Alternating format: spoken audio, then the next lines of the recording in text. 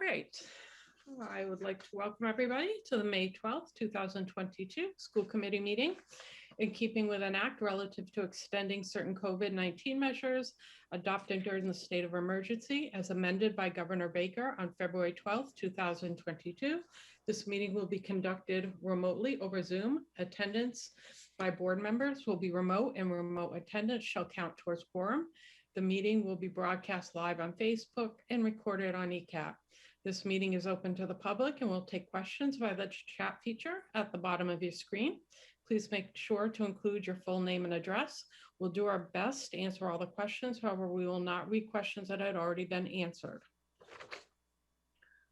Okay, now I would like to make a motion to enter into executive session, and we will be returning to open session for the purpose of discussing strategy with respect to bargaining Unit A pursuant to MGL-C 30A-21A1 to discuss open meeting law complaint against the committee filed by Kathleen Sheehan, and for the purpose to comply with the open meeting laws to review the minutes of prior executive sessions for public release dated 4/28/2021, 7/22/2021, 8/23/2021, 8/26/2021, 9/1/2021, 9/8/2021, 9/30/2021, 10/14/2021, 11/4/2021,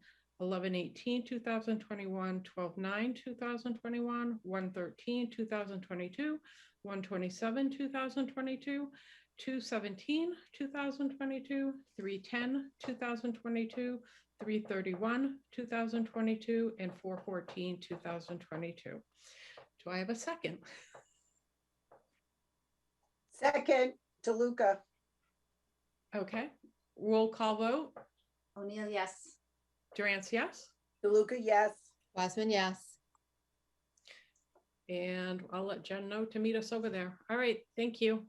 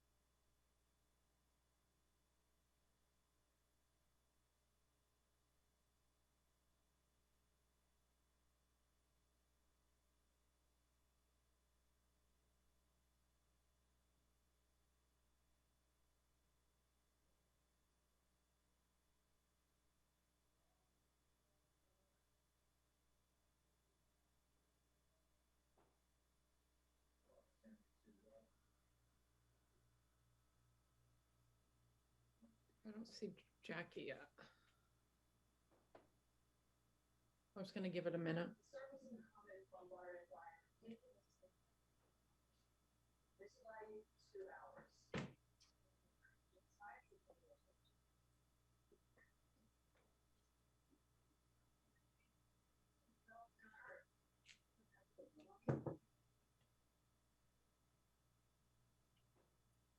There she is.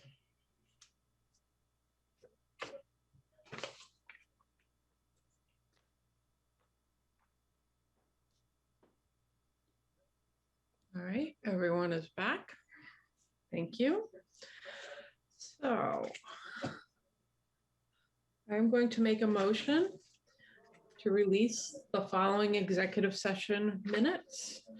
Thursday, July 22nd, 2021. Monday, August 23rd, 2021. Thursday, August 26th, 2021. Thursday, September 1st, 2021. Thursday, September 9th, 2021. Thursday, September 30th, 2021. Thursday, October 14th, 2021. Thursday, November 18th, 2021. Thursday, December 9th, 2021. Thursday, January 13th, 2022. Thursday, January 27th, 2022. Thursday, February 17th, 2022. Do I have a second? O'Neill, second. Roll call vote. O'Neill, yes. Lance, yes.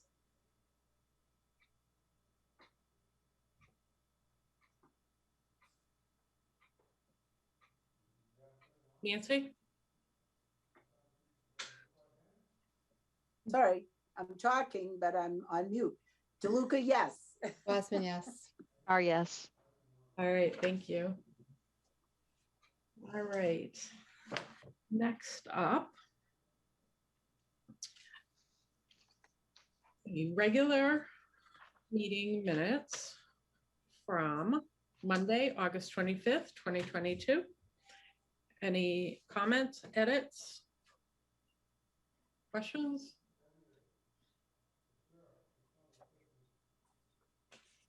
Oh, all right.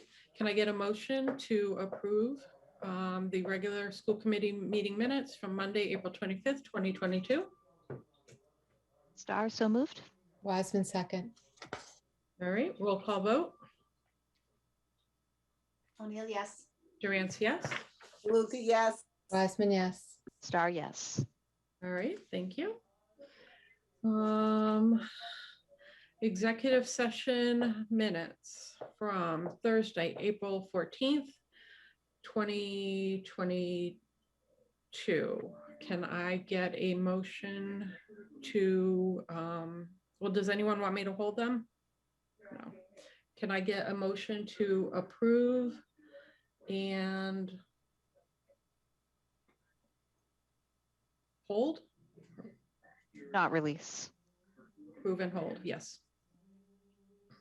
Can I get a second? I'll second the motion to approve but not release. Thank you. Roll call vote. O'Neill, yes. Durant, yes. DeLuca, yes. Wiseman, yes. Star, yes. All right, great, thank you. And executive session minutes from Monday, April 25th, 2022. Can I get a motion to approve and release? So moved, DeLuca. O'Neill, second. Roll call vote. O'Neill, yes. Durant, yes. DeLuca, yes. Wiseman, yes. Star, yes.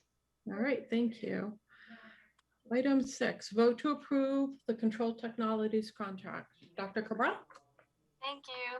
Mr. Twombly, Director of Operations, is here this evening to discuss with you this contract, which is for the HVAC systems or the heating and air conditioning systems at Oliver Ames and Easton Middle School. The contract total is $36,800. Mr. Twombly?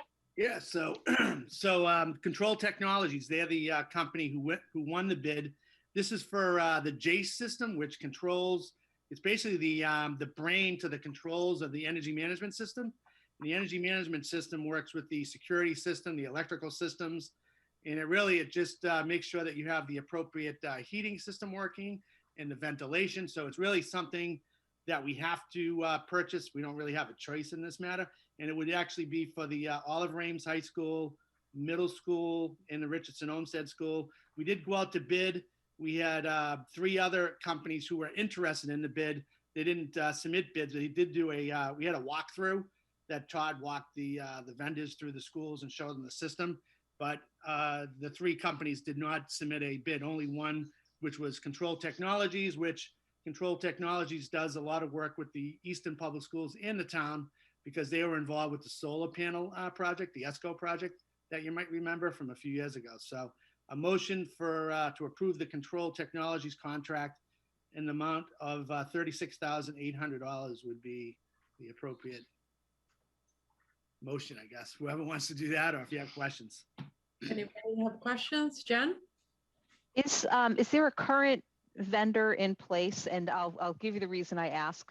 My kids go to OA and they complain all the time about how hot the school is. So I'm wondering, is there an opportunity for improvement and efficiency by bringing this vendor in?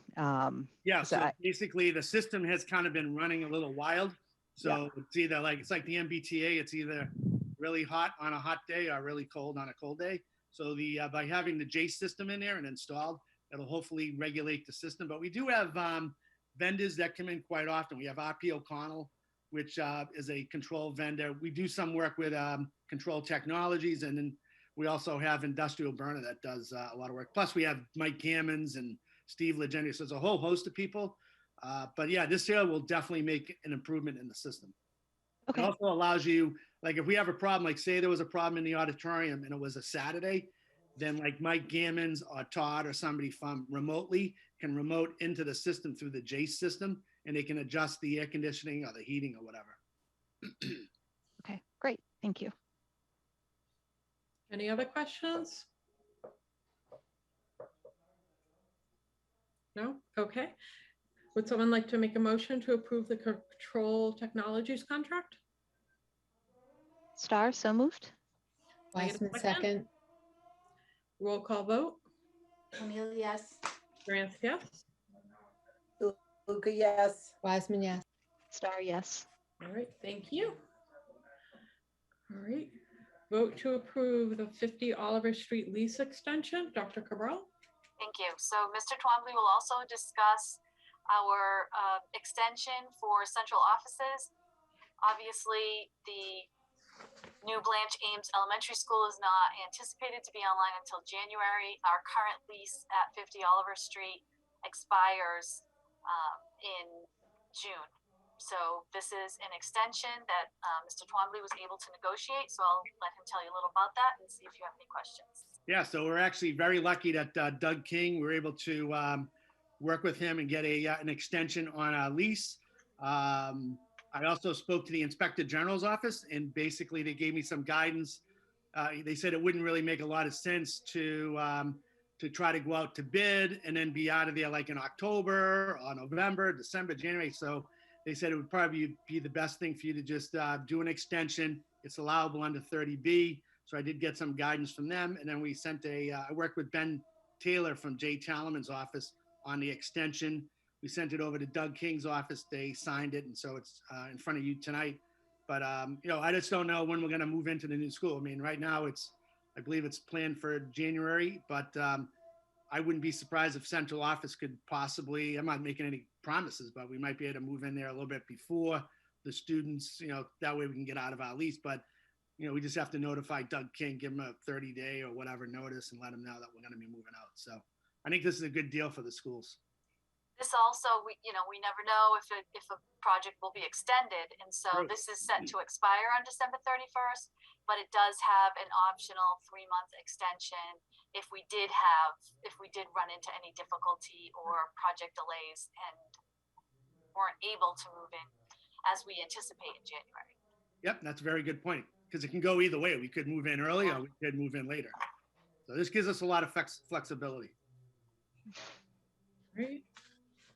Jen?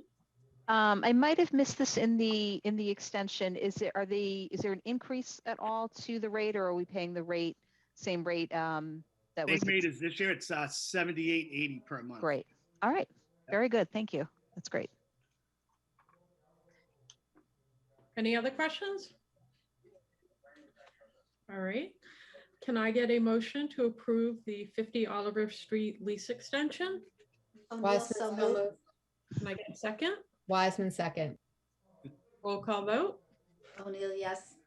Durant, yes. DeLuca, yes. Wiseman, yes. Star, yes. All right, great. Michelle, Yes. I just would like to ask Leisha if I hope I'm not speaking out of turn, but my impression over the years has been that Doug King has really been a very helpful landlord to us. That is true. He's been extremely cooperative in our negotiations with him, both for our annual lease, but also any repairs, cleaning services. He's been extremely responsive, and we have been very fortunate to have such a long and positive relationship with our necessity of having to lease space for central offices for so long, for several years, decades. Right. Thank you. All right, vote to approve the New Solutions K to Thank you, Mr. 12 Palmer. contract. So I will have Ms. Pruitt, Assistant Superintendent, explain this contract. This is something we have really felt was necessary for a long time in terms of realizing efficiencies and maximizing our services to students. And now is the time that it actually has become possible because of our grant funds through ESSER. Maximizing efficiency is one of the purposes of the grant, and we feel as though this can really be helpful to us. So, Mrs. Pruitt. Thank you, Dr. Cabral. So we are interested in having a full audit completed for our middle school schedule and our high school schedule, as well as our special education services PK through 12, the schedule around that as well. This company is, the founder is very well known in the schedule auditing world, Nate Levinson. He is extremely successful in finding ways to increase learning opportunities and promote additional coursework and opportunities for our students. So we have, you have in front of you his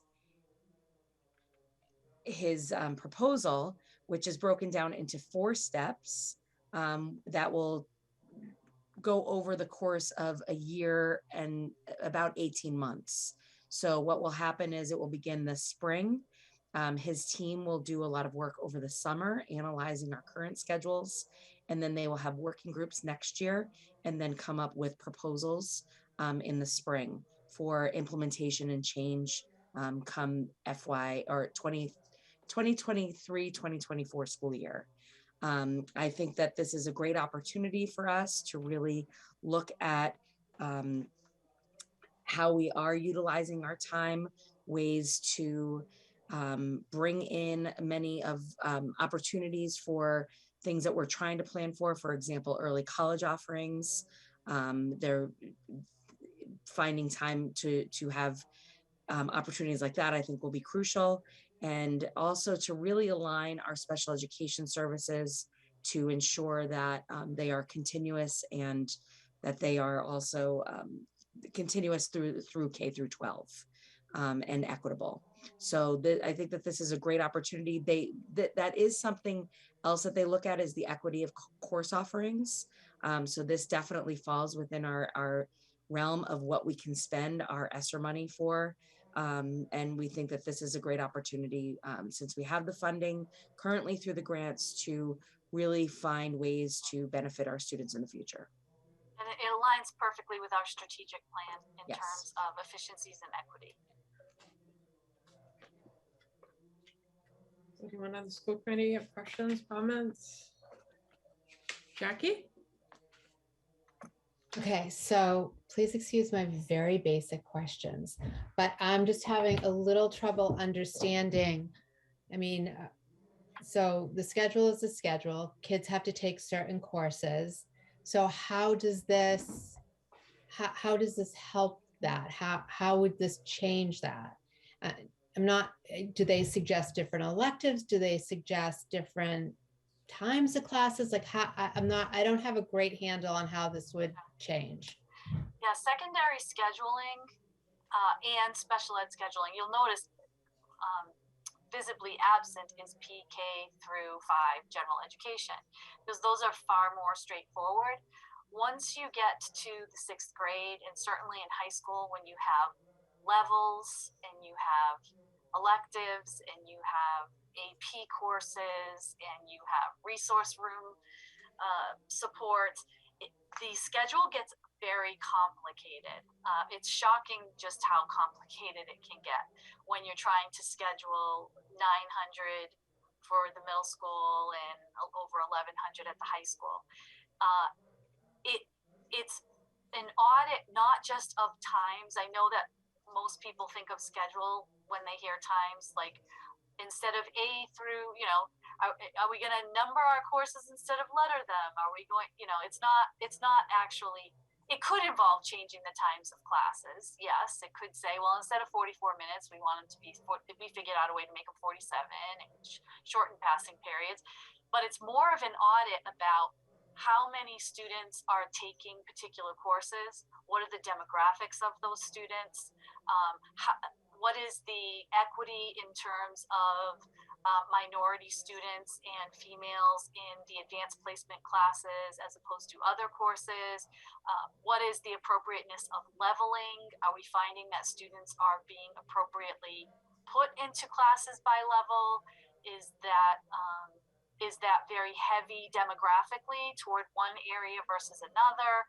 So it's not just the times and dates and periods of of what we typically think of when we say schedule. So that was actually a great question. It wasn't a basic question at all, but it's an audit of who is taking the courses in our current schedule, and are there courses that can be, and then the courses themselves, are there courses that can be combined? Are there courses that don't transition effectively from middle school to high school? In terms of special education, are we allocating our special education staff appropriately? Are they meeting the needs of all IEPs? Are the minutes and any compensatory services being completed in a timely fashion? So it's a lot more than just the schedule that your child brings home that says what period and times it is. It is that, but it's also an audit of the courses that our kids take and things that we have, and that's when Chrissy talks about the equity issue, things we have long been interested in finding out, but not having really the means, the oversight, the staff, or the time to look through all of that data. This is going to be, and it's always good to get fresh and unbiased eyes to look at something like that so that they can provide feedback, something that we think is great and maybe we love. Somebody may look at it and say, but is that really the best use of this educator's time or the best use of this student's time, or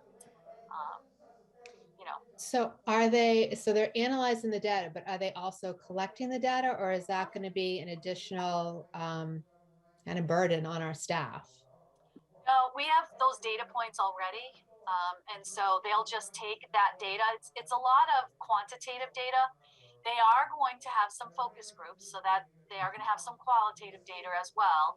But that's good. We want our staff to participate. We want their input heard. And so those focus groups is probably going to be the commitment of time that I think you're referring to. But that could be volunteers who are willing to work on it. And I know we have a lot of people that are interested in having some extra eyes on our schedule and be really interested in participating in something like this. So it's not quite like a DESE audit where they ask you to put together binders and do pre-assessments and pre-reports and all of that. I think that's what you mean. And that's also a good question, because that happens with DESE. We do all these pre-reports and basically they read through it.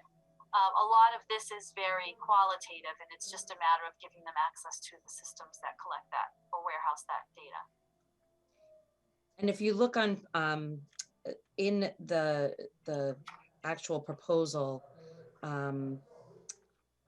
under section, it's number 3, conduct detailed analysis of existing schedules. You can see kind of more detailed how they will be doing that and what exactly they'll be looking at. One of the things that I really appreciated was their lens on providing more opportunities to support our students social emotionally. We know that that is something that we are struggling with, not just here in Easton, but throughout the world, as an after effect of the pandemic. And I think that they're going to also be looking at the actual coursework that Dr. Cabral was referencing, and ensuring that opportunities for these types of learning are occurring throughout all avenues possible. And just one last question. So you said the entire cost of this will be funded through the ESSER grant, one of the ESSER grants? Yes, Yes. nothing will come out of the operating budget for this. Nancy?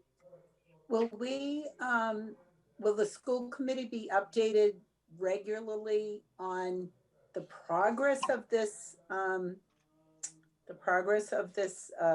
audit? You know what I mean? Like sometimes we approve things and then we never hear about them. Like I think it would be good to find out about this during the year as the year goes on. Yeah, absolutely. And you can participate as well if you're interested. Okay, and it won't be an additional cost. This will be part of the payment. Correct. Okay, Yes. thank you.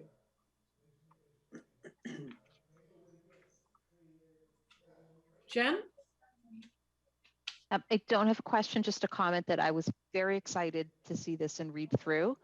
I know when Chrissy and I were going through the principal search process, scheduling was something that was brought up in probably every interview, with the importance of it, hearing from principals who had invested significant amounts of time in helping to overhaul schedules in their high schools, or the need to do so, but they hadn't been able to do so, and the importance of really how critical that is in terms of meeting a district's goals for that age group. And it was very interesting for me, because it wasn't something that I had really considered, and didn't have that insight. So to hear directly from, both our own panel of educators and administrators about how critical and important that was, but then from the candidates as well, they had a lot of interest in the schedule, or had noted, oh yes, like my district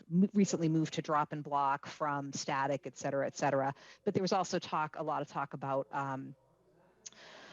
how the schedule can really ease or restrict special education access, with getting students, having them be able to attend classes that really meet their needs and are taught by the teachers who have that content expertise.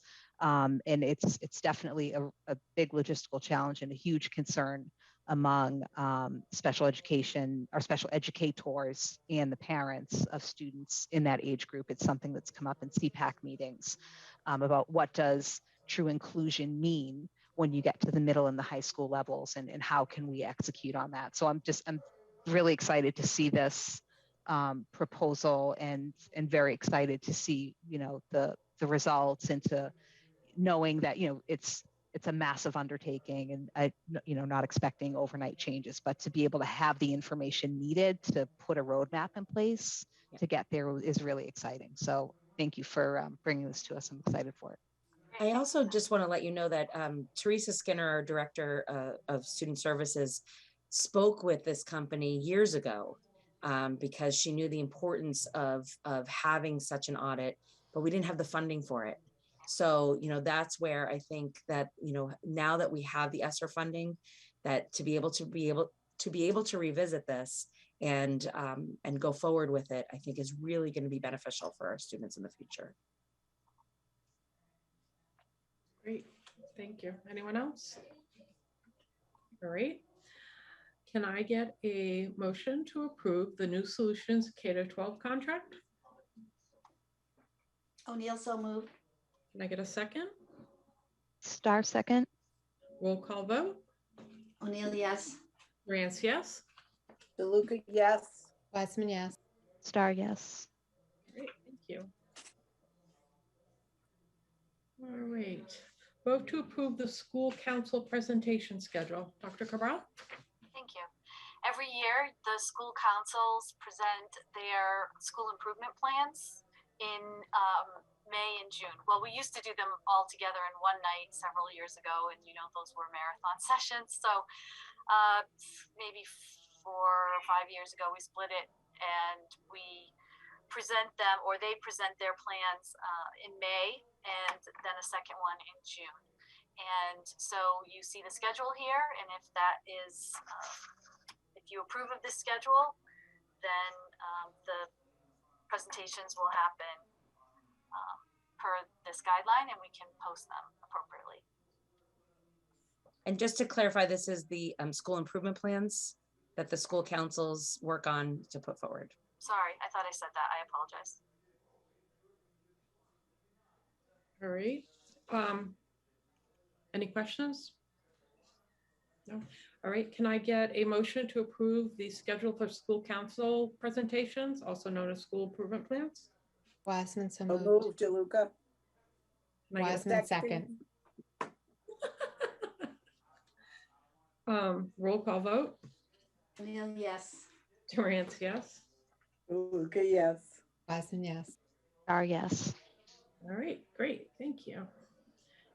Vote to approve out-of-state trip. Dr. Cabral? Again, we have an out-of-state trip, Moreau Hall second grade classes to the Roger Williams Zoo for June 7th. There will be approximately 60 students, and the cost will be $11.99 per student. All right. Questions, comments? All right, can I get a motion to approve the out-of-state trip for Moreau Hall grade 2 classes to Roger Williams Zoo? Star so moved. Can I get a second? DeLuca, O'Neill, second. Roll call vote. O'Neill, yes. Durant, yes. DeLuca, yes. Wiseman, yes. Star yes. Thank you. Personnel changes, CRT, I guess a center, Yes. center school paraprofessional and OA guidance counselor. Dr. Cabral? So seems to be the standard at every meeting now. We have 2 more retirements of really valued and longtime staff. There, Nancy Solomon, who is a paraprofessional at the center school, began her career in Easton Public Schools in 2004. She's been a kindergarten paraprofessional at center school for 18 years, and she plans to retire at the end of this school year.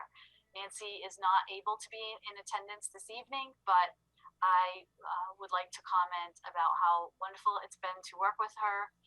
She is a very positive and kind person and always has a big smile and very welcoming attitude whenever I visit the classrooms at center school. She's always very engaged with the students, and we're sorry to see her go, but wish her very well in her retirement. Okay, dear Dr. Cabral, this is my official notification regarding my retirement at the end of the 2022 school year. I loved working as a special ed paraprofessional since 2004.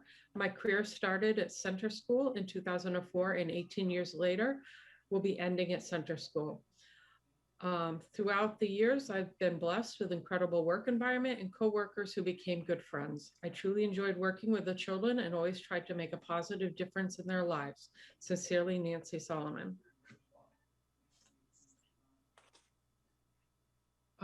Nancy? Yeah, Mrs. Solomon is a trip, like as Dr. Cabral said, we're losing another good one here. She's just a great lady, and she's, as she said in her letter, she always made a positive difference for her kids. She's a great person. Thank you.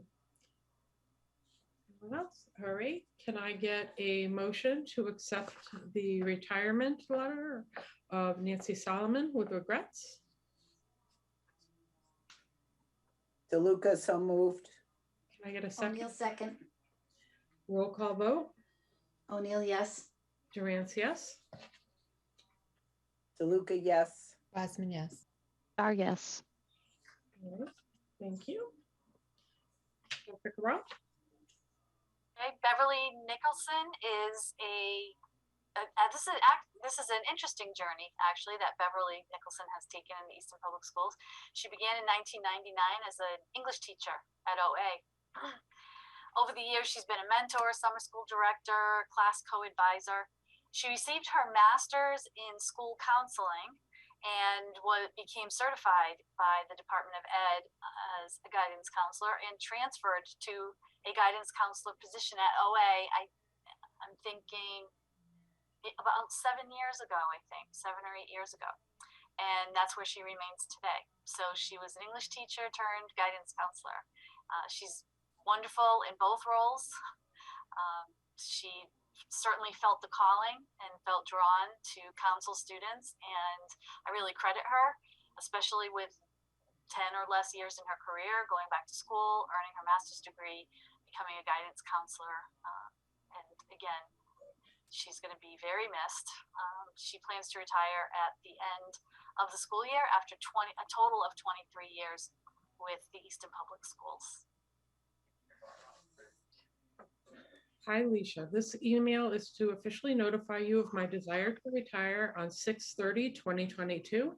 I cannot begin to tell you how lucky I feel to have spent my career at Easton Public Schools teaching and counseling amazing students alongside talented and supportive staff.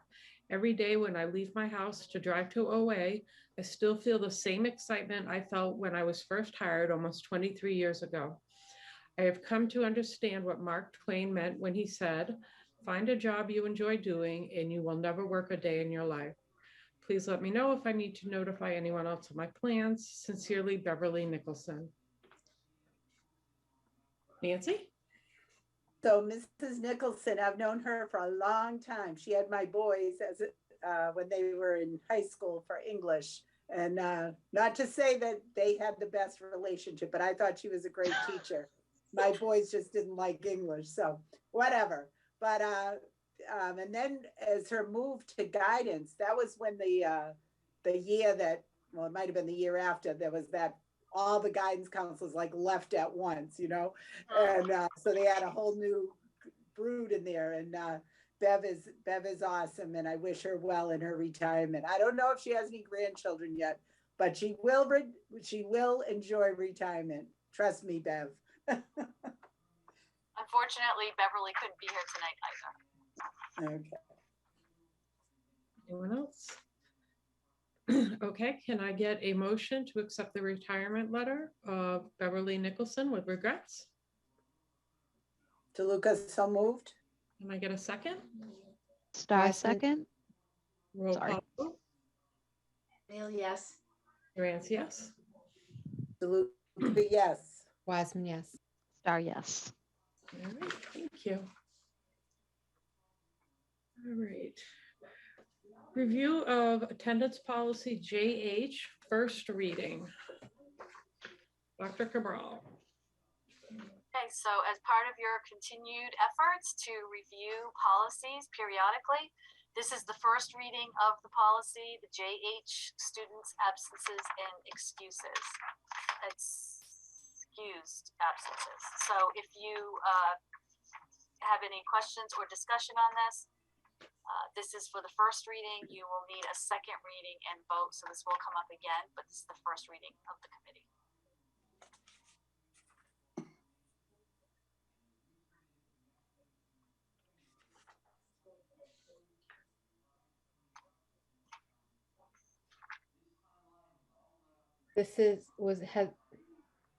Was this changed in any way? No.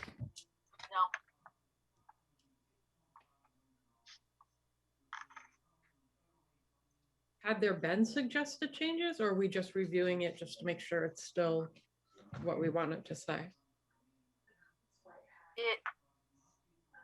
This is just reviewing it. Yes. Okay. you're trying to go through that huge book of policies. Yes.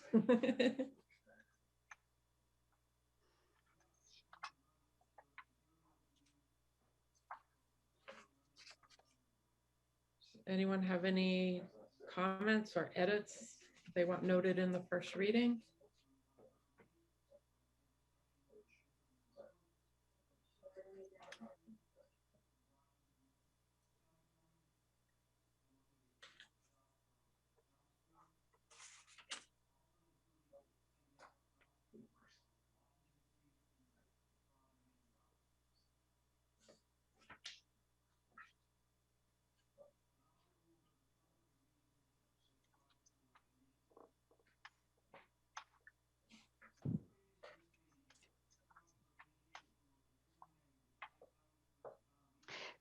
There was, Sorry, go ahead, Jen. yeah, I do. And the first sentence of the fourth paragraph, the language was a little curious to me with an important factor in the shaping of his character. First of all, it's gendered. And second of all, are we really tying, it seems a little heavy, like a kind of heavy-handed and slightly judgmental statement that Well, it's dated. It's a dated policy. Yeah, So this yeah. is the opportunity to update them. Yeah, I don't love that sentence. I think there's a way to convey the importance of attendance without maligning a student's character if they have attendance issues.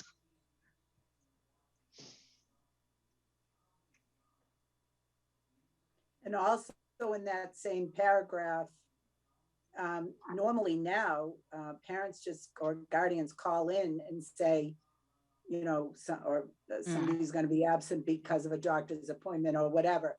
The written, I don't think they write the notes anymore, do they? They can call. Especially Call now. or send an email. Yeah. Right. So instead of written explanation, it could say phone call or email. Something like we'll communicate an explanation. Right. Yes.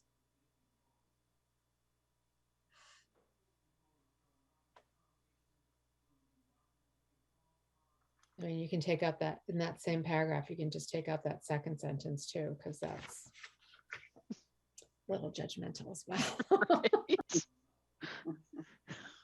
Yeah. All right. So we can maybe reword. Feel free. No present parties were participants in writing this policy. I wonder if I'm checking right now to see if MASC has made any updates that we should consider. Well, if this is one of exactly their what happened. standard. Yeah, that's what happened is MASC, all of the changes that MASC made were adopted. And unfortunately, what then happened, which I'm sure Jackie would love to jump in on this, was that our attorneys had expressed concern with some of them saying that they didn't really agree with the recommendations made by MASC. Certainly you were well supported in your thinking that MASC would provide you with reliable, legal, concise documents, but they did not meet the needs of Easton anyway. I don't know about other districts. And so that's why the subcommittee was created to review each of them just to make sure that they were accurate and consistent with the law and intent, and are reviewing them with legal counsel. Yeah, and so that brings me to my next point.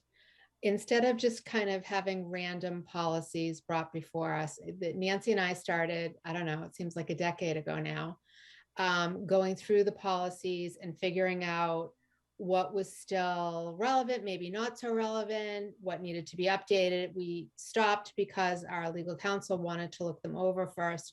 So I'm just not sure that just kind of like pulling out policies here and there and bringing them before us before we have a chance to sit down and kind of go through all of them as our subcommittee makes sense, unless there's something that there's a timeliness to a specific policy. Like, why was this one pulled out and given to us today? Was there a specific reason we had to review it now? because I feel like this is, I think we need a more organized approach to this. Well, Lynn had checked the policies that you already reviewed, and this one had only been, this one did not have a first reading.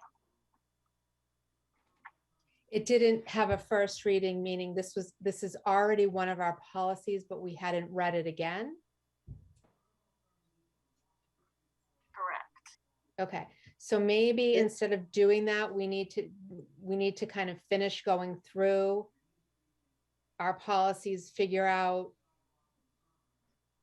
because I don't know why we would reread a policy unless we saw a problem with it, or if we thought that there was something that needed to be updated. If it's already been approved and there's been no changes in the law, I mean, certainly this needed to be updated. There's no question, but I just think Lynn is saying that it was on an agenda prior to COVID to have a first reading.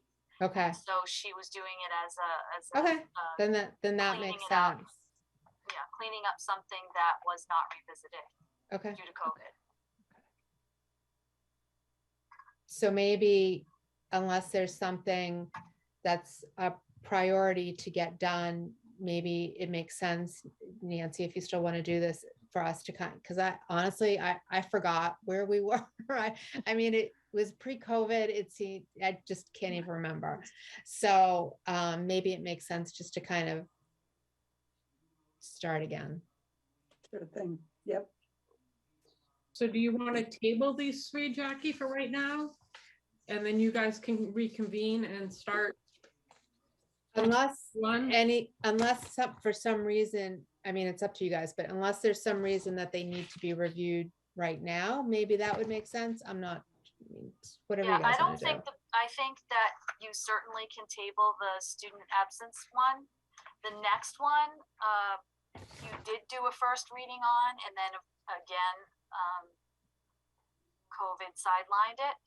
This is to update our vision and our foundational transfer goals and our core values. These are in practice. They're on our website. We use them, but they're not in your policy. You did the first reading, but then you got sidetracked.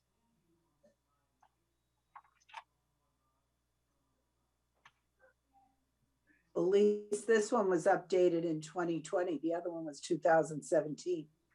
Right. The remaining minutes are minutes that. Minutes or policies? I'm sorry, policies, excuse me, are policies that had a first reading and just were never finished.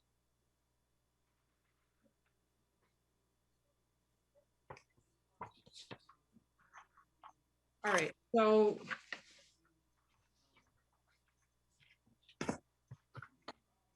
we're definitely going to table the student absence one.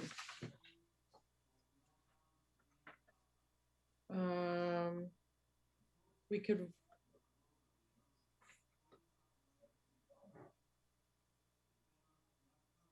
could vote on the core values one since it's implemented. And what about, and I'm asking Jackie, because you're kind of on this, have headed this up, for the JIAR, that's also a second reading? Yeah, I don't remember this at all. Nancy, I don't know if you remember this. Maybe, so then my suggestion maybe would be, if everyone's okay with the core value one, because we can do that one and then table these ones until we kind of reorient ourselves for where we're at and where we need to go. Are you guys okay with that? Are you okay with the core value one? Yeah, okay. Yeah, so, it'll lie. I'm reading the website now. Sorry, Lynn is saying that the implementation of protection of pupil rights amendment was changed because it still had Mike Green's name on there as the person to contact. And she changed it to, or you changed it to my name as the policy compliance officer. All right, so that's the only change. We could approve that. You all right with that? No, I have a question about something in it that I want to. Okay, well, let's hold that one. Yeah. All right, so let's take it one at a time then. We are going to The first one on the agenda was the first reading of JH. So can I get a motion to table this item until the subcommittee has a chance to look at this? Wiseman, so moved. Can I get a second? DeLuca second. Roll call DeLuca vote. second. Yep, roll call vote. O'Neill, yes. Durant, yes? DeLuca, yes. Wiseman, yes. Star, yes.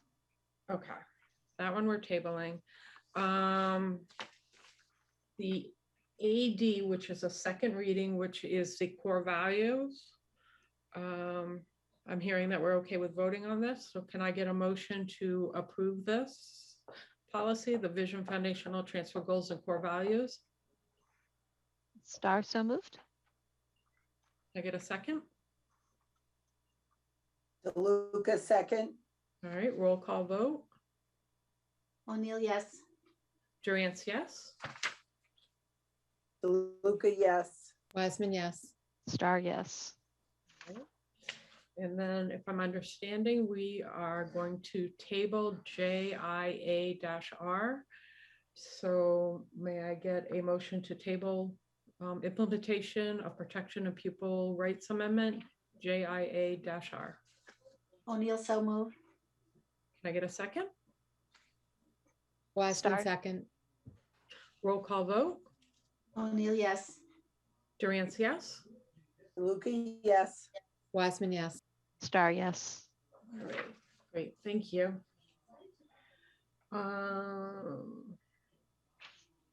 Okay, so the next one is discussion and possible vote to formally dissolve the original naming committee for OA.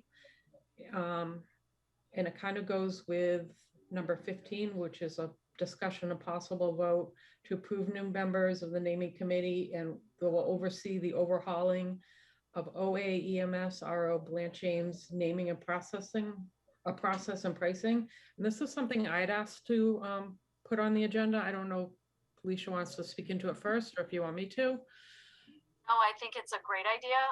I think that while the committee, the naming committee obviously did a phenomenal job, it's just that it's a bit dated now, especially where we're going to have a new school online and more naming opportunities. And we really only had the Oliver Ames naming, and over the years we've seen that people have wanted to name other spaces, and we tried to use the Oliver Ames and make estimates based on that. I think it just makes sense to get more up-to-date naming policies for all of the schools and all of the spaces, including updating what ones are still available.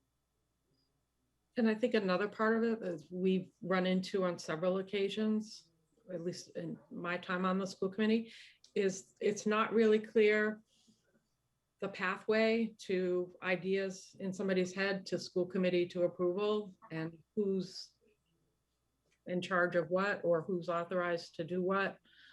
So I'm thinking, because as Dr. Corral says, we now have the new school and we have other spaces people might want to consider, that we just kind of clear the slate and start over.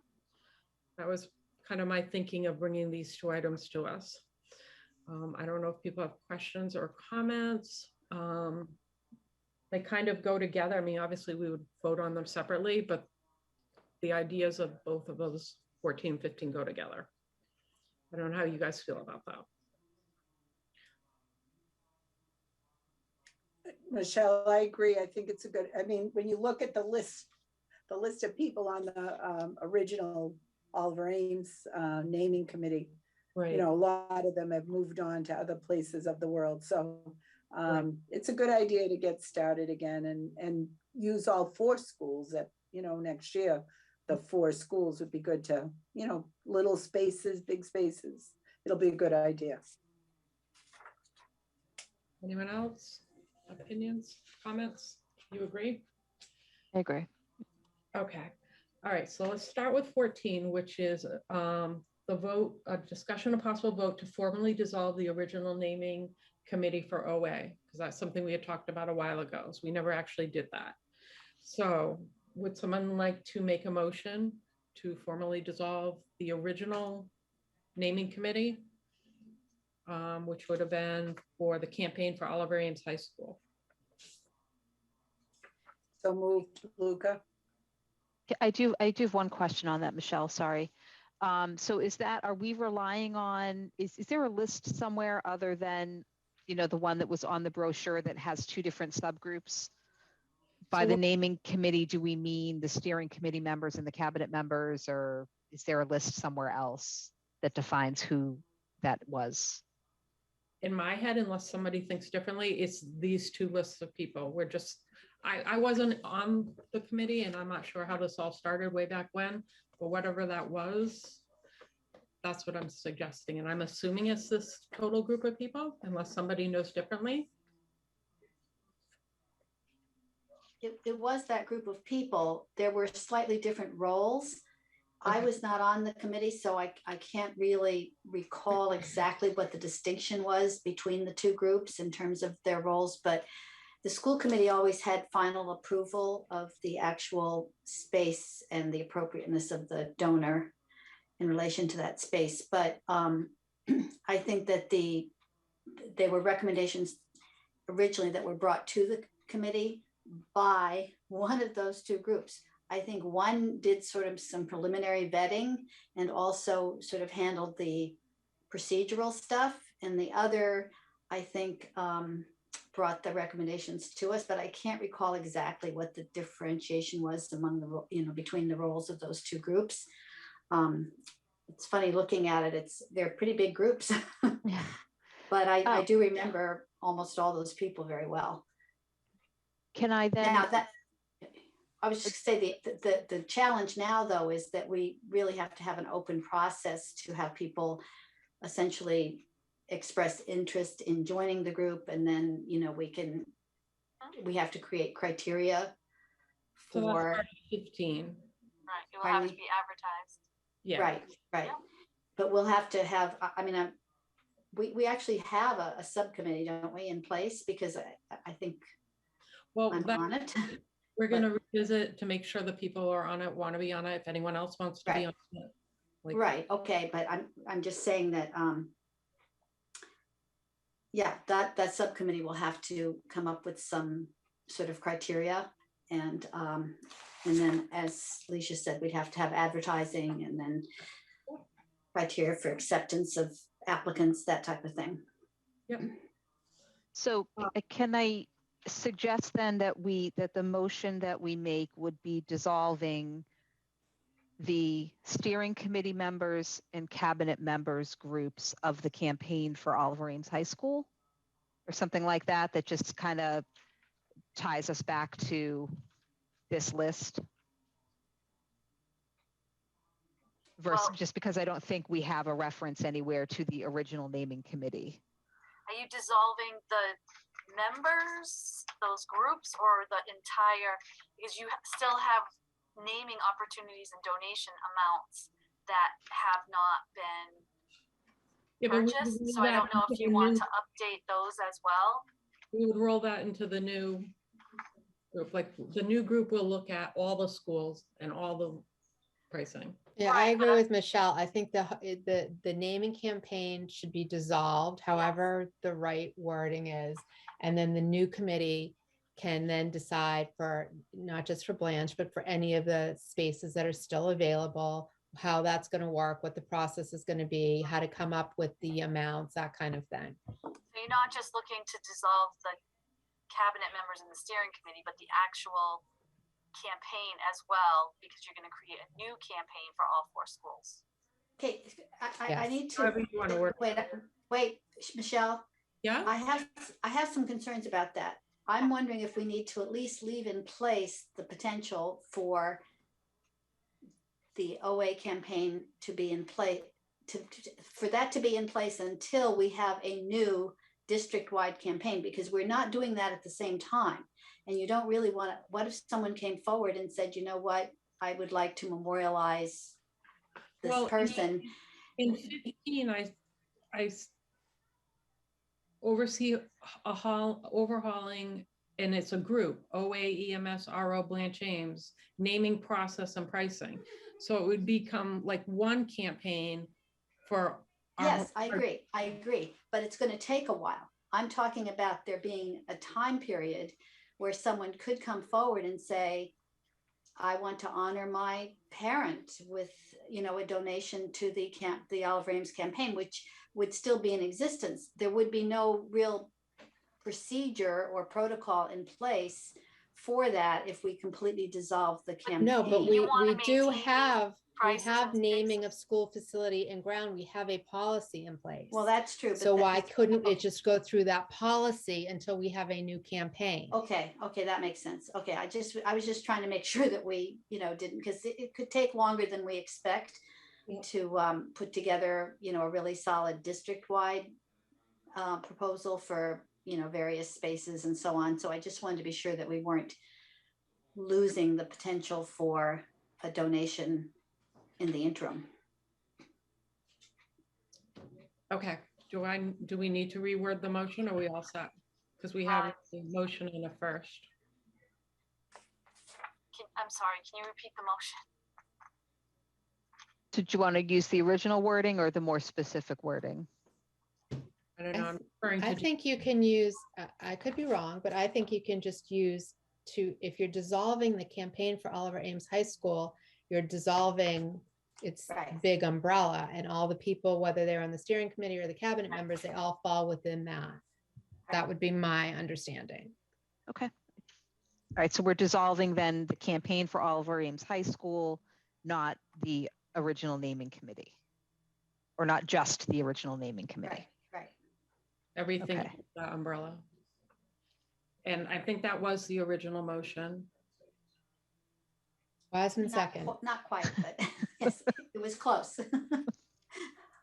Okay. Do we need to re-say it?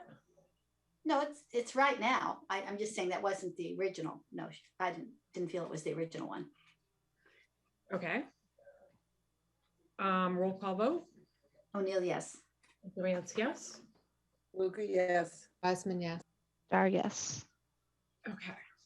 So then that brings us to 15, which is discussion of possible vote to appoint new members to the naming committee. So that would be that subcommittee you were talking about. Just make sure that whoever wants to be on that is the ones that are on it. And they will oversee all the things we just talked about. They'll oversee setting up the process, and you guys talked about things that I wasn't aware of, the advertising or posting. How does that work, Caroline? You have to establish criteria for the people that you want to be, Right. to have involved. And yes, you have to advertise for people to apply. People would essentially submit applications. I don't know if we would, have an actual application form. That's possible. And then people submit applications, and if you have a large number of people, you would have to decide on how many people you wanted. And I'm not entirely sure that you need two groups the way the campaign was structured, but that might have been in part on advice of an attorney. As I said, I wasn't on either of those groups, so I certainly was involved in approving the naming, the proposals that came forward. But as far as the actual process that those groups undertook, I couldn't tell you a whole lot about it. I do know a few people on that, that have been on that campaign that would probably fill me in if I gave them a call. Some of them have left Easton, of course. But I think that, the key is to make sure that we have a very open process, but also that we have very clear criteria for selecting. I don't think it can be, just random or lottery or any. I think we just have to have really solid reasons for each person that is selected. Okay. So then this vote would be for basically forming a subcommittee or confirming a subcommittee of us, whoever, that would kind of take on this bigger project. Everyone who wants to do that? I will. Okay. Yeah, Nancy, you and I are already kind of on that. We're on the one that exists right we haven't now. done anything. But I do think one of the things we have to think about is, theoretically, if you have a subcommittee of the school committee, It used to be that you had to have a quorum in order to to trigger the requirement for posting and open meeting, but that is no longer, now it is only 2 members triggers that requirement. So theoretically, if you have a subcommittee of 2 school committee members, even if you have other people involved too, you're still going to have to do all of that in open meeting. Yeah, we You'll can have post posting. it. Yep.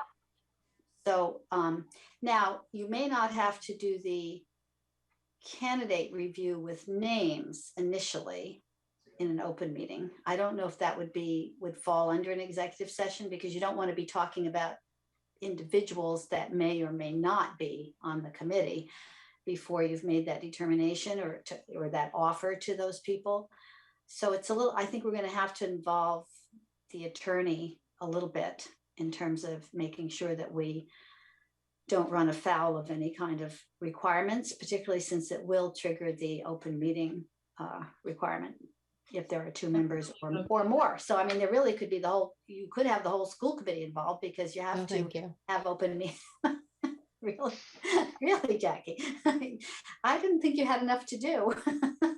I was just trying to help you out here, give you another committee to be on. What do you have, 14 now? But anyway, I don't think it really matters if we have 2 people or 3 people or 4 people. Obviously, we're not going to have 5, but because it does require that the meetings be open, the discussions be open, in part of open meeting law. So how would you like to proceed with the forming of the whatever committee? Subcommittee of the school committee that would also be subject to the same. Well, you're interested too, right, Michelle? I was, but I mean, I don't know if Jen is, then we have the whole. It doesn't matter. We That's can a have good 4 no. people. It doesn't Totally matter. fine. Jackie, if you- no. We only can't have 5 because Jackie has already made it no clear. desire. Thank you. We trust you to do a wonderful job with this. So it doesn't matter if we have 2 or 3. So Right. me throwing my name in the hat doesn't change anything. Nope. It's Nope. about what's going to happen. Fine. I would like to be part of that. If that. Yeah. Well, like I said, it doesn't matter. We can have up to 5. So we're well within. And you know what? You actually could have. Sorry, I'm just sort of thinking out loud here. You could have all 5 members be part of that committee, and then they would attend meetings as they were available or as was convenient for them. Because you don't really, you'd have to have a quorum for a vote. Well, no, you bring it back to the full committee, school committee anyway. So you're really just creating a procedure and a policy, or you're creating a campaign. And How about this? How about the 3 of you post a meeting, get together, hash this out, figure out what questions you need to ask the attorneys, what questions, who's going to go back to the old committee members and get some information from them. And then you can come back and tell us all about it.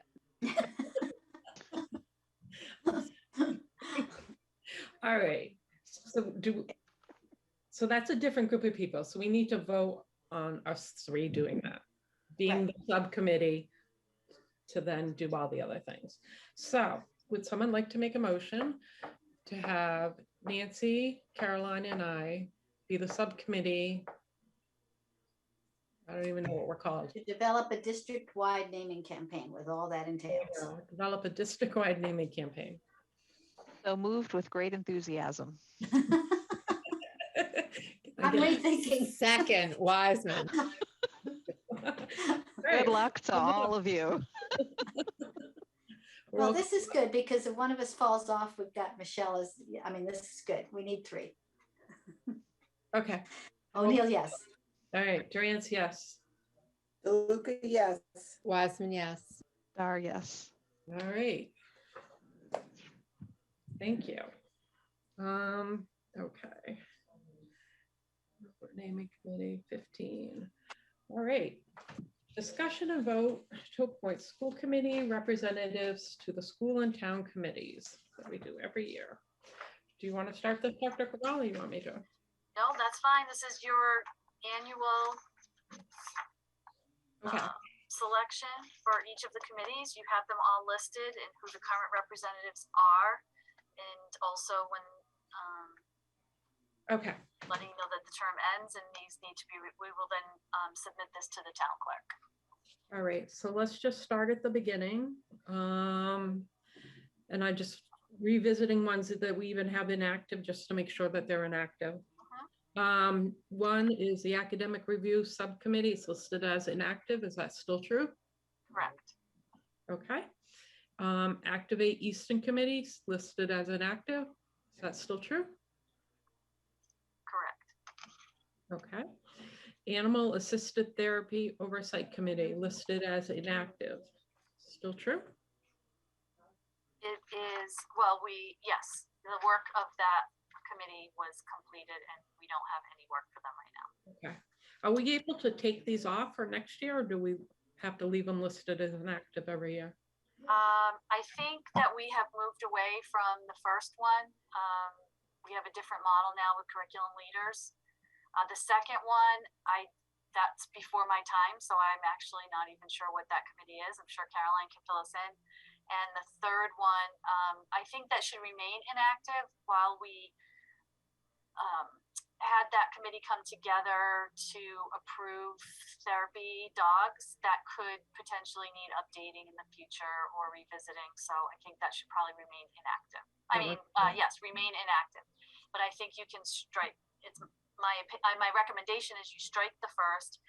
We asked Caroline about the second, and the third is remains inactive for now.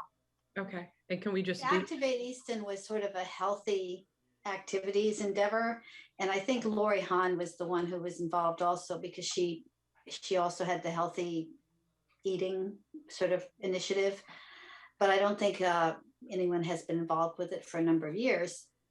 I don't know if the town is still doing anything with that. I don't believe so, but I couldn't tell you for sure because I was never on that committee.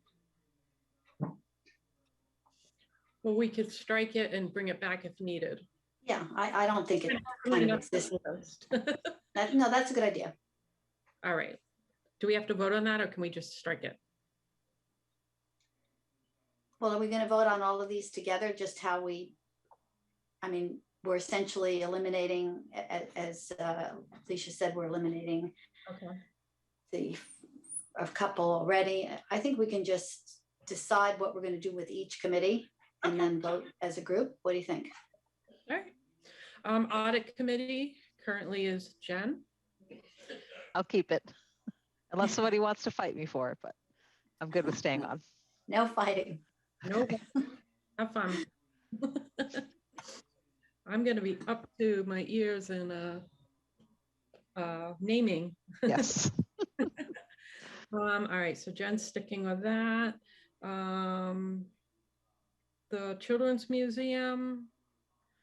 Yeah, I don't know. Since They have a different model. yeah, I would say that this is gone. Yeah. They've not asked for a representative from the school committee. What? So one to potentially strike from the list? Yes, yeah. They have a different model now, and they don't have this advisory board. Yeah. Okay. Curriculum Coordinating Council. Is this as an the active? same thing. Strike. Strike. Okay. Excellent. ECAT Subcommittee. Nancy. Yep, still on. Having a blast. Everyone good with that? Yep, I'm good. All right. Fee Committee, Caroline and Nancy. I have to say that's kind of well, it's not particularly active. We have been emailing in last few weeks. The committee, I don't know if Lisa's had a chance to talk with you about sort of the direction the committee's headed, but it's Are you talking about me or Michelle? Oh, I'm sorry. Because you're on my screen, I think of myself as talking to you.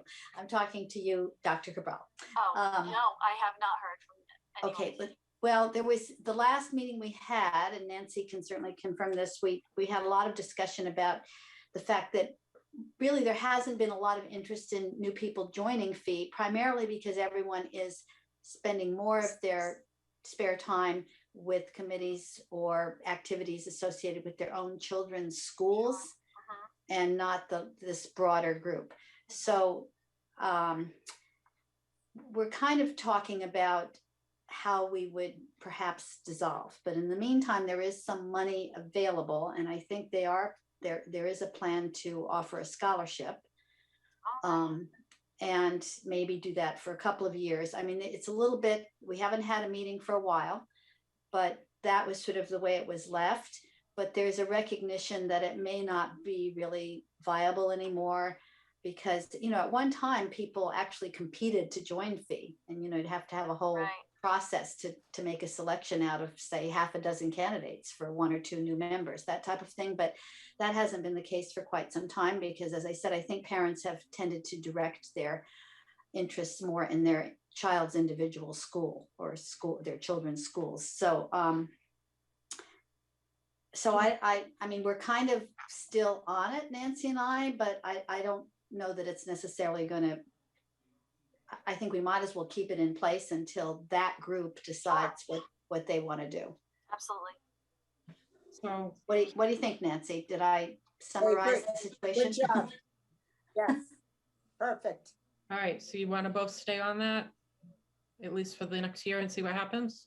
It's a sort of nominal post right now, but yes. Okay. The Food Advisory and Wellness Subcommittee, that I've been on that from the beginning. They've never done anything. I vote. No, that was active when Lori Hahn, Lori was a physician, of course, and she was very active, and she worked with the food services director and things like that. But nothing really has happened since she left. So Right. So I put that on the strike list. Yeah. Frothingham Memorial Corporation Board of Directors, I'm there by default. Right. Human Rights Committee, I'd love to stay on it unless somebody. You've been doing great with I think you should. I really enjoy that one. All right, thank you. Let's see. What is this one? 11, 12. So School Planning Committee, Jackie and Caroline. I'd like to stay on. I would too. And Jackie's the chair, so. Okay, everyone good with that? All right. Next one, Municipal Building Committee, Nancy and Jane as a school committee appointee. Actually, I'm on that now. I took Jane's position. Oh, you did? Okay. Mhm. So Jackie. Yeah, you guys voted me in. Right. Jackie and Nancy, you guys staying on that? Yep. Okay. Yes. Naming campaign, we just said was Nancy, Caroline, and me, so we're gonna add me to that. So that's 3 of us. Negotiation subcommittee, Jen and Jackie. Yeah, stay on. We're very grateful to you. Thank you. Policy subcommittee, Jackie and Nancy. You guys staying on? Yep. Okay. STEAM committee, that's me. I haven't heard anything from it all year or last year. I think due to COVID, we kind of broke up a little bit, but we will be continuing again. Okay. Can we make sure I get back on the email list? At one point I wasn't, and then I don't know what happened. Yeah, we haven't sent an email out this year, so. All right, so if everyone okay with me staying on that? Of course. Okay. Superintendent's Advisory Committee, members rotating. I've been going, I enjoy going, and Jen's been going, but if other people want a chance, I know Nancy went one time. Well, I haven't really been aware. I was supposed to be there, Michelle, but I thought it was Tuesday, not Oh yeah, that's right. because it's a message. So I never made it. You missed your setting day. I did, but I'd been on it before, so that was good. Yes. All right, so do you want to leave it as members rotating for now, just to give us flexibility? I think I that's a think good it's fine. idea. Yeah. Okay. Town Budget Subcommittee, Jackie and Caroline, I'd like to stay. you guys want to stay? Jackie is chair of that too. I don't think she's doing enough, though. I really think. Jackie, I think you need to pick up something here.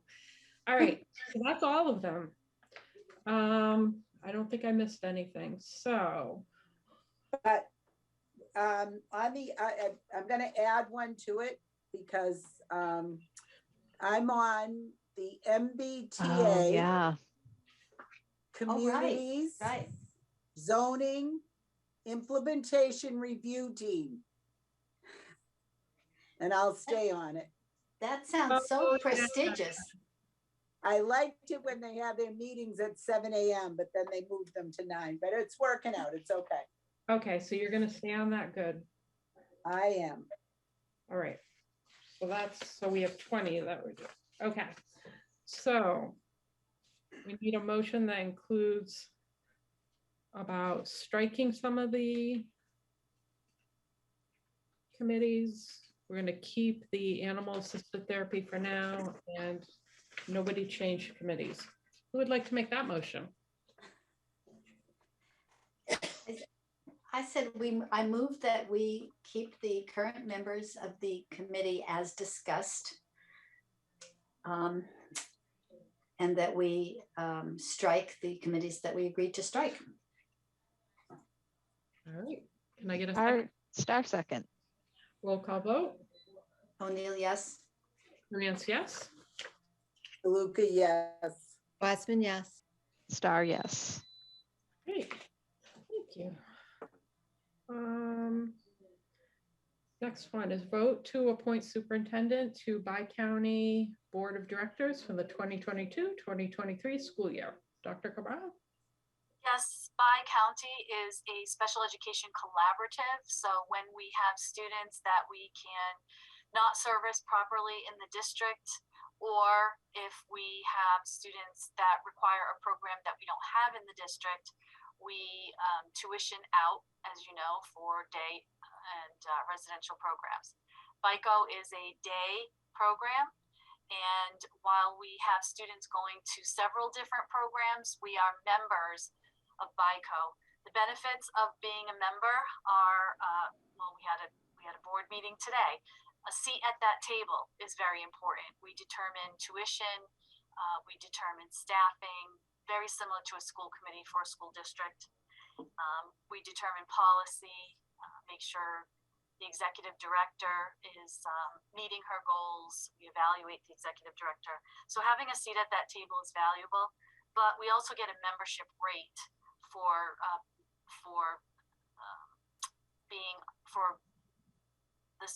your superintendent. No, I was going to say me, but whoever is your superintendent, for serving on the board. As a member, we get a lower tuition rate for our students. We have several students placed in BICO programs very successfully, but also we get priority placement. So especially now, it's been extremely difficult to find placements. They're all full, basically, and there aren't enough. And even BICO today, we've been talking about potentially expanding programming to suit other needs of students because there really just aren't enough programs around. Space is an issue for one, and staffing is an issue because it's very difficult to find staff right now for these specialized programs. But I would definitely recommend that you continue to have a representative on the board, and traditionally that is the superintendent, and I would be happy to continue doing that. All right. Questions? Would someone like to make a motion to nominate Leisha to the Bi-County Board of Directors for the 2022-2023 school year? I move to, I'm not sure it's nominated, to appoint Appoint, sorry. Dr. Cabral as our representative to the BICO system. Yeah. Can I get a second? Star second. Roll call vote. O'Neill, yes. Durance, yes. DeLuca, yes. Wiseman, yes. Star, yes. All right, great. And Michelle, there is a form for you as the chairperson to sign when you are able. Yep, I will stop in. Thank you. COVID update. Yes, we have actually a very disturbing COVID update for you today. Mrs. Pruitt? We have a drastic increase in cases this week, of reported cases, I will add. We currently have 127 cases this week of COVID. This is actually aligned with what other districts are seeing. But what I am finding is that this is the silent round. There's not much media around it, and it isn't being discussed much, which I think is a sign that we're starting to learn to live with this, unfortunately. Our nurses are asking that we say that masking is still optional, but encouraged. So I'm not, that is something that our nurses are really trying to promote. And that, this is it is a few weeks after April vacation. This is not what we saw last year. We didn't see a spike like this last year at this time. So this data is a little bit out of sync from what we are used to. And we did communicate this information to the cabinet. We directed them to encourage vigilance with the universal precautions that we have been using, reminding students about frequent hand washing, use of hand sanitizers, keeping their hands away from their faces. Masking, of course, is still optional, but it's important for people to make informed decisions about whether they choose to wear a mask or not by knowing the number of cases and what's happening trending. So this, of course, has been posted on our website. We're letting you know about it, and the schools are going to work with their staff and students to let them know. We have a cabinet meeting on Monday, and we will be letting people know in case they aren't checking the cases. I think this is it's also combined with the weather getting warmer, with requirements becoming far more lax in different areas, and people are just kind of thinking it's over, which as Mrs. Pruitt noted, there is a point where we just learn to live with this. And so we just want to make sure people are making informed decisions about what they're doing with their families. We're not making any policy changes or recommended policy changes at this time. And I just want to thank all of the families for reporting the cases. We are seeing that they are, obviously going through families, but it is also affecting our staff. So we ask for lots of patience, as our families always do, provide when we have staff absent, because we are seeing an increase in staff cases as well.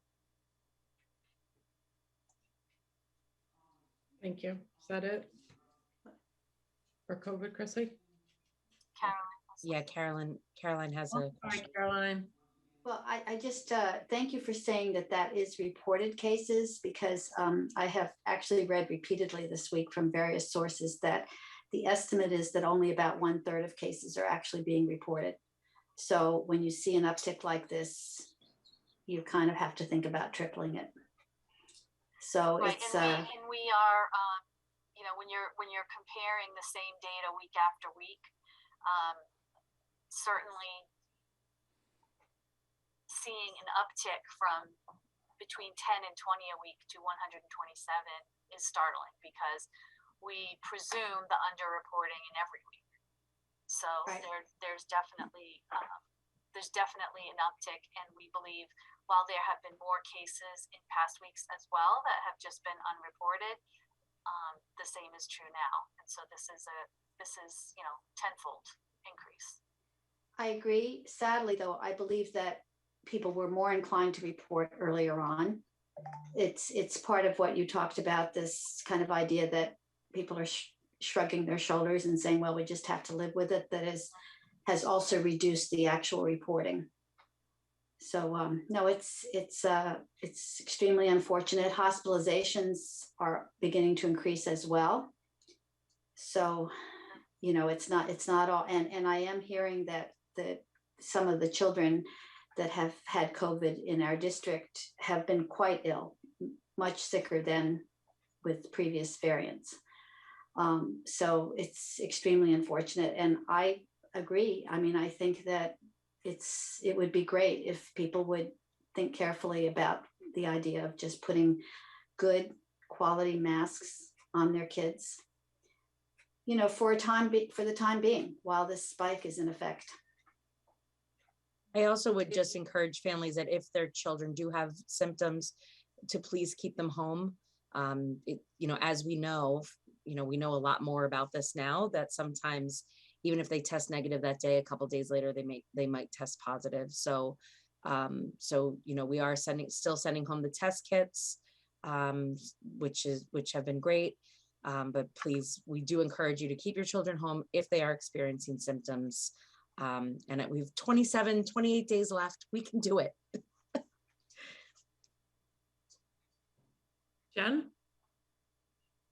Do we have, understanding that people are underreporting, do we have a concern? Are we seeing a gap between the number of reported cases and the number of absences? Or are we concerned that people are sending their kids to school with COVID, either knowingly or just choosing to not test even though they're symptomatic and sending them in anyway? I haven't dug into the data between absences and how many are reporting COVID as deeply as I could, but I can look into that. And as far as I think what's happening is I don't think parents are sending kids to school with knowing that they have COVID. I just think what might be happening, my assumption, just from being a mom myself and talking to many families, not necessarily in Easton, but throughout the state, I think that some people just aren't testing anymore, and just letting the kids ride it out because they know it's 5 days and it's gone. If they have mild symptoms, if they don't have mild symptoms, they are keeping them home. And they are doing what obviously taking care of their children. But I do think if the symptoms are mild, they might be choosing not to test them, which obviously is their choice. So we may have, more kids who are absent, but they're just choosing to not test, or if they're testing, not necessarily reporting it in to the nurse's office or whatever. I don't know if that's necessarily the case in Easton, but that's just an assumption I'm making. Okay. But Chrissy, what you're saying is that they're sending their kids in with mild symptoms, just assuming they can ride it out. No, that's not what I'm saying. I'm saying so you're saying they're not testing, but they're keeping them home? They might be, and just not testing them, correct. Oh, okay, but they are keeping them home then. Okay, for a minute, when the way you framed it, I thought you meant. I'm sorry, I misspoke. No, it's okay. I am thinking, sometimes, the testing for some kids is quite intrusive. And even though it doesn't seem, it does add intrusive in the form of social emotionally. And I think, I don't know, I'm kind of off. No, but I think it's a terrible allergy season. I was just saying, terrible allergies right now. There's a cold going around that seems to last forever. Also and true. There's so many different things that if your kid has the sniffles and a scratchy nose or scratchy throat, you may send them in thinking it's one thing and not another. I mean, I test my son all the time and it's always negative and he has the same symptoms every single week. Right. And it's also,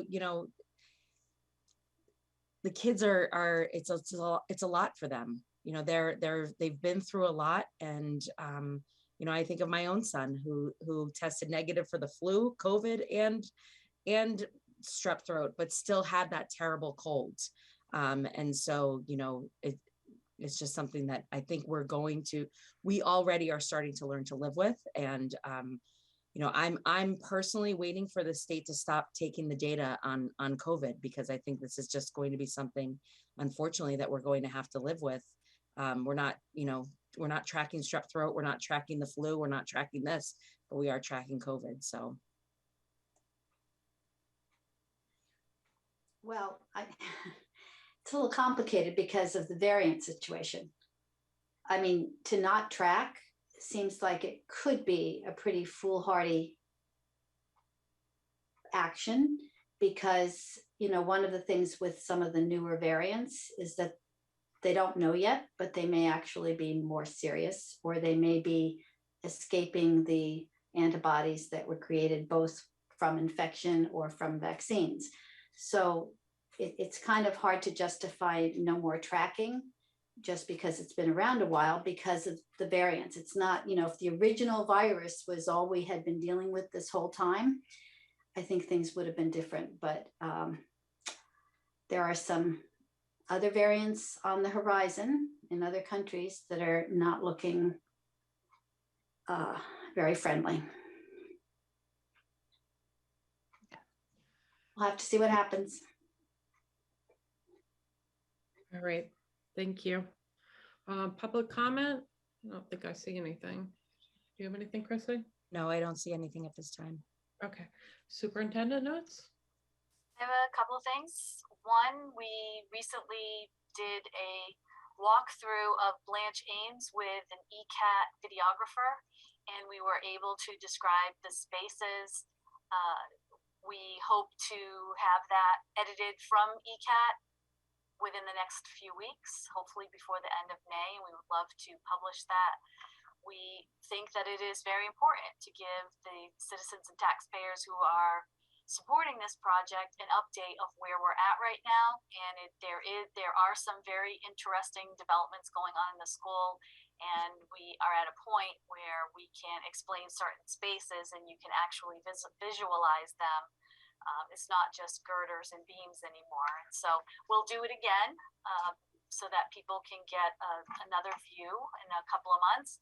But we thought that now that it's actually taking form and they're working on the inside of the building, that we would be doing these videos periodically to keep people up to date of the progress of the inside of the building.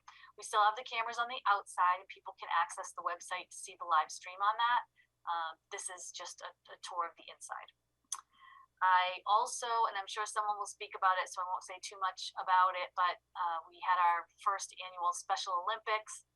It was beyond amazing. It is the first of what is going to be a staple here in Easton now.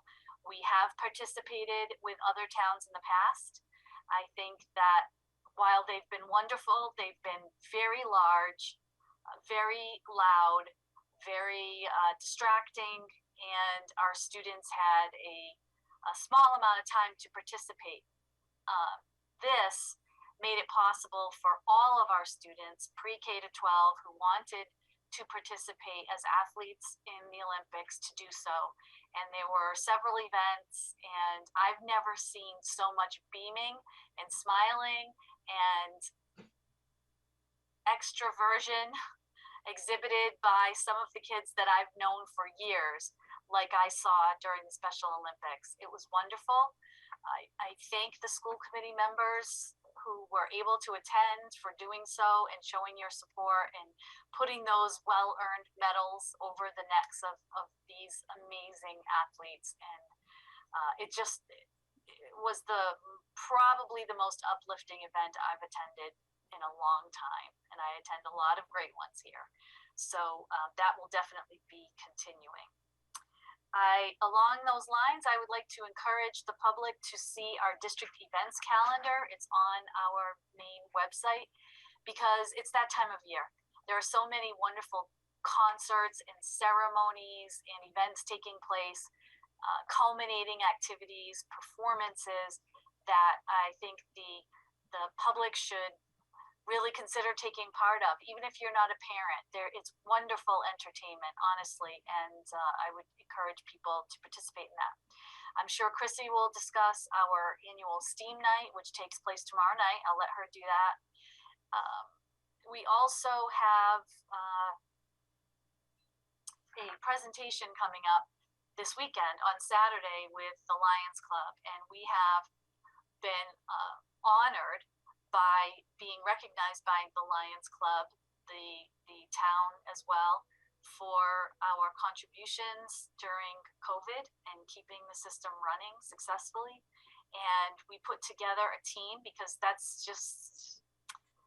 how we do it. Put together a team. We had very willing volunteers, a group of, I don't know, Chrissy, maybe 20 17, Yeah, about 18, 20 15 people to 20. Yeah. who are participating in this presentation that we will be presenting at the Lions Club. I'm so excited to show the town the all of the lessons learned and the behind the scenes of really how we made it happen, because when you do something really well, you don't know that there's so much going on behind the scenes. That's kind of the goal, is that people are kept from having to deal with all the behind the scenes drama, trauma, problem solving. And we are excited to show just how much, again, willing volunteers contributed to all of our efforts to prepare for and navigate through the pandemic. And we're so proud to highlight the incredible and extraordinary people that work in the Easton Public Schools. I think it's going to be live streamed by ECAT, but if it's not, it's definitely going to be recorded. And again, I really encourage people to see that presentation. We have decided that we are going to expand on it and actually make a bigger presentation after this is over, just to memorialize the truly, hopefully, once in a lifetime experience that we've all gone through and what it has meant for the Easton Public Schools, but also the lessons learned and what we can take forward and become better at what we do, because we were forced to under really unrelenting and very drastic circumstances. Not the way any of us wants to learn a lesson, but we have such reflective staff and educators, and they are really taking this forward in their professional practice. So I just would encourage people to take a look at that as well. And there may even be tickets still available for the Lions event, and certainly we would support anyone who wants to support the Lions Club and their wonderful efforts of serving the community as well. And that's all I have tonight. Assistant Superintendent Notes. Hi, so tomorrow night is our annual STEAM night. We are very excited. This is for PK through 2 students. We are really excited because this is the first time in 3 years, that we have been able to put this event back on. So we are super excited for this event. It is from 6:30 to 8 o'clock at Richardson Olmsted School. The Iron Tigers are going to be there from Oliver Ames. We have the YMCA that's going to be running some activities, and other dance organizations with movement. And again, this reinforces science, technology, engineering, arts, and mathematics. And there's about 14 tables that will be set up. There's a wonderful music engineering Chromebook activity in the gymnasium where the students will be creating music. So it's going to be a wonderful, wonderful event. I hope everyone can make it. It is right after the Parkview dance. So thank you to the Parkview PAC for adjusting their hours. Again, as Dr. Cabral had said about the calendar of events, this was an oversight on the Parkview calendar that there was a half-hour overlap. So thankfully they were able to adjust their event so they can finish the dance and come right over to STEAM night. So thank you to Parkview, the Parkview parents for changing that. And we don't card for admission, so we say pre-K to 2 to give people an idea of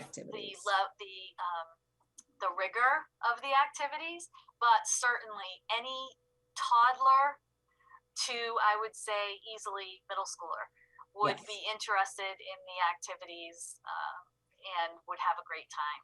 And so if they have interest in STEAM, or if you're looking for a family activity to do with your children, get them really tired and energetic and run around before they go to bed at night, this is a great option.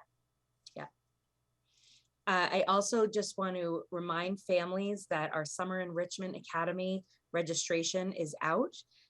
So the Summer Enrichment Academy is for all students currently in grades K through 8. There will be a high school edition coming out soon for for specific students. So please keep your eye open for that. But for the Summer Enrichment Academy, it's for all students, K through 8. It will be held July 5th through July 28th, and there is no cost to families. The program will run on Tuesdays, Wednesdays, and Thursdays. As you may have seen through the registration, the K through 5 hours are 9 to 11:30, and the middle school hours are 8:30 to 12. The registration deadline is May 25th, and you'll be notified by June, I think I said June 3rd, if your child will be entered. We do ask for a commitment of at least 3 of the 4 weeks for families, but if you have an extreme situation, just please feel free to let me know, and we can try and find something out, try and work something out for your child. Also, transportation is available and at no cost. So again, this whole program is being funded through a grant, partial grant through what Senator Timilty was able to provide for us. So thank you to our wonderful state senator, and also to from our ESSER and ARPA funds. So we're really excited for that. I will send out an email to all families with the links again, just so everyone has it. On May 25th from 6:30 to 7:30 p.m. at night via Zoom, the EPS Equity Series is proud to announce that through the Easton Wings of Hope, we have, what's his name? Oh, of course, it doesn't say his name. The Minding Your Mind, The Secret Lives of Teens and Tweens. So this is for all Easton parents, caregivers, community members, caring for youth 10 years of age plus. And John Madelman is the presenter, sorry. It's a dynamic and fun presentation that actively focuses on what youth are really thinking, what they fear, why they do not share more, and how adults can effectively support them. So I will be sending that out to all families as well. There is a registration that is required, but again, it's a free event from 6:30 to 7:45 p.m. Unfortunately, many of these presenters don't allow us to record for copying purposes, but I'm not exactly sure if they'll allow us to record this, but I don't think so. And then lastly, I want to update you on our literacy adoption process. We did have one publisher come and present to us so far, and that is Great Minds, which presented Wit and Wisdom and Geodes. So that presentation has occurred for our Literacy Adoption Committee. And then on Monday, we are being presented by McGraw-Hill with Wonders. So anybody can go to the Ed Reports. Any community members can go to Ed Reports online, or the Curate, C-U-R-A-T-E, through Mass DESE to see the ratings on these programs and the publisher's responses. But that's a tool that we utilize. And we have 3 more up and coming, but they will be occurring after the next school committee meeting, so I can update you then. And that's all I have for you tonight. Oh, I'm sure Nancy will talk about the Junior National Honor Society, where she was commended for her service in Easton, which was remarkable. And then I just want to echo Dr. Cabral with the Special Olympics. Teresa Skinner did such a phenomenal job, and her team. And anytime you say, Teresa Skinner, you did a great job, she will say, well, it was the team. And I know it was, absolutely, but Teresa is really remarkable at what she does, and we're very, very blessed to have her here in Easton. So thank you. She said yes, she encouraged it. I think they organized the entire event in 7 or 8 weeks. Yeah. You need a good leader to facilitate something like that. So absolutely, kudos definitely to our staff. They were so dedicated to this, and definitely to Teresa as well for making it happen. And then just lastly, I want to give a shout out. It is National Nurses Week. Thank you to the Easton school nurses. We would not have been able to get through this time without them, and we're not through it yet, but they are absolutely remarkable. You know, not only has this been one of the most difficult times in our history, but they have not only just kept us all safe, but they continue to educate families, children, staff members. This is way above what they have been asked to do when they were hired. And I just thank them all and commend them for their work. Thank you. All right, school committee notes. Let's start with Caroline. Well, Dr. Cabral, for someone who wasn't going to say much about the Special Olympics so that we would have an opportunity to talk about it. Sorry. You know what? Pretty much. It's worthy of repetition. I know but you're exactly right. It was truly an uplifting event. And I think you're right too, that the very best part was seeing all the smiles and the laughter. It just was scattered throughout the stadium. And one of the things that I kept thinking about is that it's so much better having it at home, in the home community of all these great kids, because this is where they're going to be for a long time, and they're going to go to that high school. I mean, obviously we had some high school participants as well, but we had a lot of little ones, and they're going to be, this is their community, and it's nice that they could be on their own field to have this wonderful event. And on the main campus where lots of fans and spectators could come from the other schools and did, and there was a wonderfully supportive crowd. So many cheers and just so much encouragement by everyone, and the high school volunteers were fabulous as well. So it really was a wonderful event. But I will let the rest of the committee talk about it too. Nancy? All right. Okay. So Special Olympics, can somebody remind me the name of the MC? Johnny. He sang the national anthem like I've never heard before. Oh my goodness. Gave me goosebumps. It was great. Everything about that morning was great. So I hope to be able to be involved with that again next year. And it was really a beautiful day.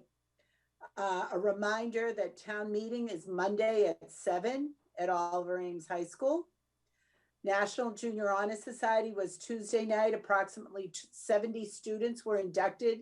These are 8th graders, and they had to do a lot of community service to be inducted. And Jen and I were there along with Chrissy. And then again, and it hasn't happened since 2019. There are a lot, the kids get to choose a teacher that means a lot to them or help them through, to get where they are today. And so there were a lot of elementary teachers there, middle school teachers. There were a lot of math teachers that were voted in as their favorite teacher. I just want to make note of that. I didn't get to be in the school committee notes of the last meeting. So I just want to thank everybody that helped get me reelected, putting up signs, holding signs. You girls are great. And I'm looking forward to 3 more years. And I want to wish seniors, they're going to be finishing up school, I think next Friday, if I'm not mistaken. So good luck to the seniors and all the activities. I'm sure Jen will talk about that in a minute. And the other thing I know, ECAT has plans for the Simmons Lecture Hall to become a hybrid studio. So I am looking forward to that. It's in the works. We've been on the ECAT committee. We've been talking about it for 2 years, really. So looking forward to that. And I have a question for Chrissy. MCAS almost done, right? Yes, and they are running smoothly. I haven't even heard about them. That's how smoothly they've run. Okay. I know. Knock on wood. So is it true, like at the middle school, the 6th, 7th, and 8th graders, like they're all taking it at the same time, right? Yes, That's and awesome. that's something that we're really fortunate for because of the one-to-one initiative that we had to have due to the pandemic. Right. All the students have the devices, and we have the bandwidth to support them all. And we have not had scheduling overlaps, which has been great, or well, they are overlapping, but that in the past we've had to really carefully schedule because we had to move Chromebook carts back and forth between schools. Because of the one-to-one, we have not had one issue with scheduling MCAS. And it's been great because then it gives a nice window for our students to make up if they've been out for any reason, especially if they've been sick or something like that.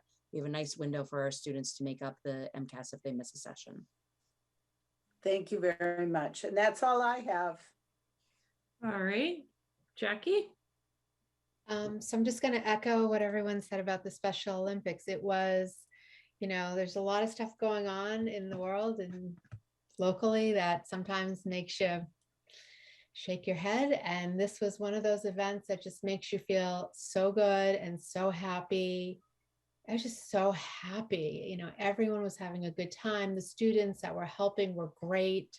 The students who were athletes were having fun. The teachers and the paras were incredible with these kids. It was so nice to see the other students from the other schools coming and cheering them on and making them posters. And I mean, the weather was it was such a great event. And I'm so glad we're doing it. I'm really looking forward to doing this every year. And thank you very much for letting us be involved because it was really left feeling just wonderful. So thank you. All right, Jen? Not to belabor the Special Olympics event, but I will add one couple of nuggets. One is that one of the parents who helped with some of the organization and is on the CPAC board said after that for her it felt like being among family, and that's what it felt like for her kid. And she said, it was so great to have it here at home and to look around and just see all of her. And the word she used was family. So this is our special ed family here, and she was incredibly grateful for that. And then I heard from other parents.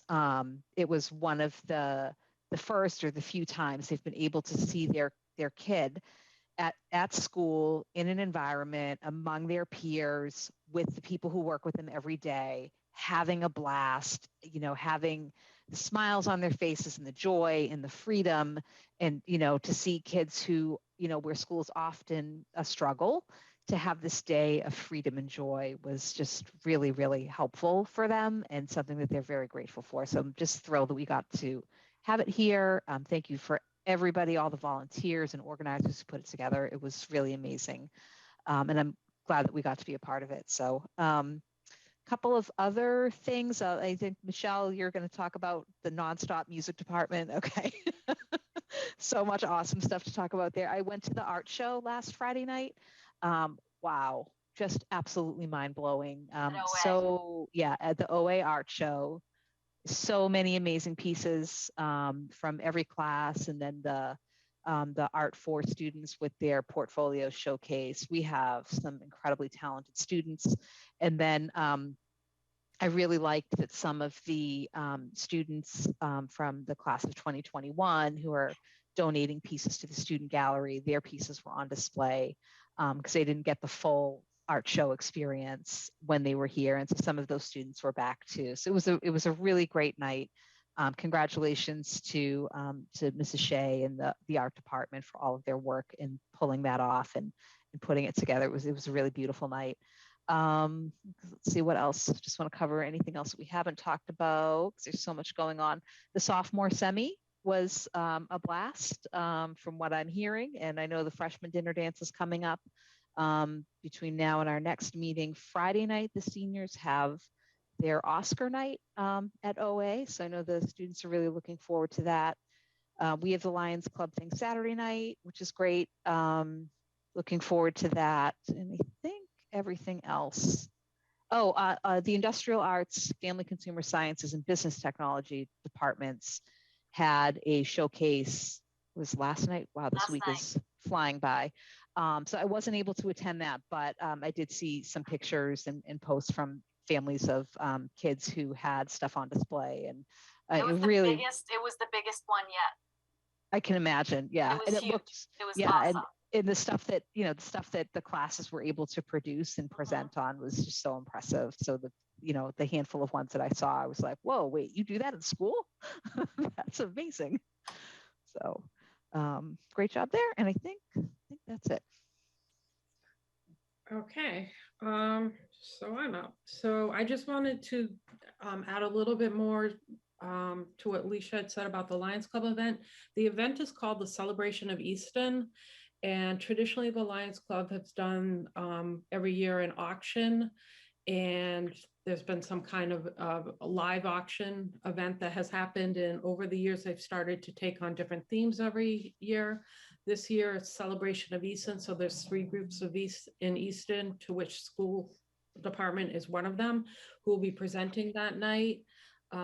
It's Lions sponsored, but it really is a community event. And yes, it will be live streamed because the auction, it's a culminating event at the end of 2 weeks of auction that will actually still be going on that night as well. So, and I do believe tickets are still available. So if you are interested in that, you can go to the Lions Club online or on Facebook and get information on how to get tickets for that. Let's go to music next. I just wanted to talk about last school committee meeting. I mentioned that the junior Maje